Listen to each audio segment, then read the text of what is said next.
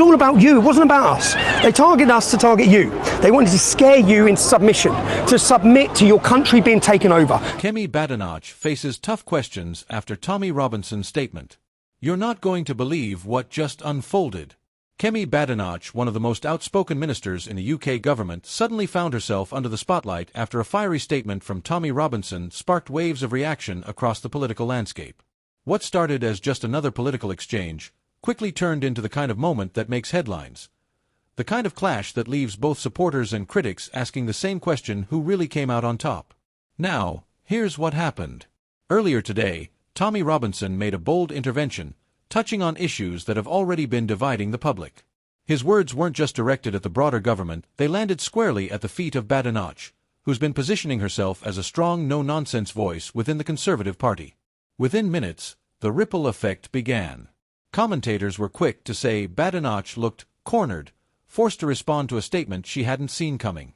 On social media, clips of her reaction spread like wildfire. Some viewers claimed she looked composed, determined not to let Robinson's words throw her off.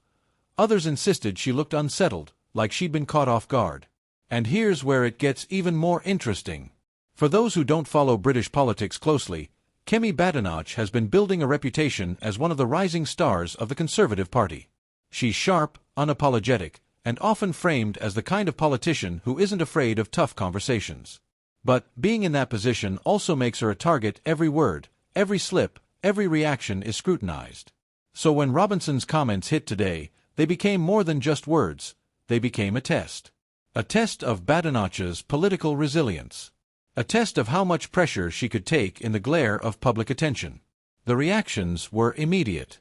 One political analyst told a UK outlet, "This is the first time we've seen Badenoch visibly rattled. It doesn't mean she's finished, but it does mean she'll have to sharpen her strategy." Meanwhile, on X, formerly known as Twitter, the comments section exploded. One user wrote, "This proves politicians can't dodge forever, they will always be challenged by the truth." Another defended her, saying, "She handled herself better than anyone else would have in that position." It's this split that's fascinating.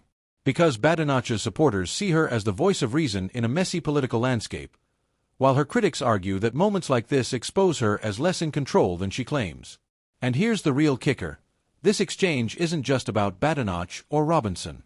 It's about the bigger conversation happening across Britain about free speech, about leadership, and about how politicians deal with voices they can't simply ignore. Think about it. If a politician appears unfazed by criticism, they're called robotic, uncaring. But if they react visibly, even for a moment, suddenly it's labeled as weakness. It's a lose-lose game, and today, Badenoch found herself right in the middle of it. Now, let's widen the lens. This isn't the first time Robinson has disrupted the political conversation. Love him or hate him, he has a way of drawing attention, pulling debate into uncomfortable territory. For Badenoch, who has been carefully cultivating an image as a strong contender in future Conservative leadership discussions, this kind of challenge could become a recurring theme. Some insiders are already speculating, could this moment be remembered as a minor stumble, quickly forgotten? Or could it stick, shaping how both the public and her party view her ability to withstand pressure? One senior political commentator summed it up best. In politics, it's not about whether you get hit, it's about whether you can stand tall after the blow. Badenoch has a choice. Either she frames this as proof she can face criticism head-on, or she risks letting this moment define her as rattled.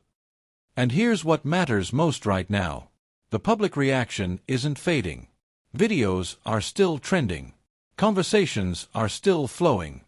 Every hour that passes, more people weigh in, and that means the story keeps growing, instead of dying down. So, the big question, what happens next? Does Badenoch take the opportunity to respond more decisively, turning this challenge into a moment of strength? Or will her silence be read as hesitation, something no ambitious politician can afford? One thing is certain, today's clash will not be the last. Robinson isn't going away, and neither is the spotlight on Badenoch. And as viewers, as citizens, we have to ask ourselves, if this is what happens when politicians are pressed unexpectedly, what does it tell us about how they'll handle real crises? Because if today taught us anything, it's this: political power doesn't just depend on policies and promises. It depends on presence, on resilience, on the ability to stand your ground when the heat is on. And right now, Kemi Badenoch is learning that lesson in real time. So, what do you think? Was this a moment of weakness or a moment of growth? Because the story isn't over, it's only just beginning.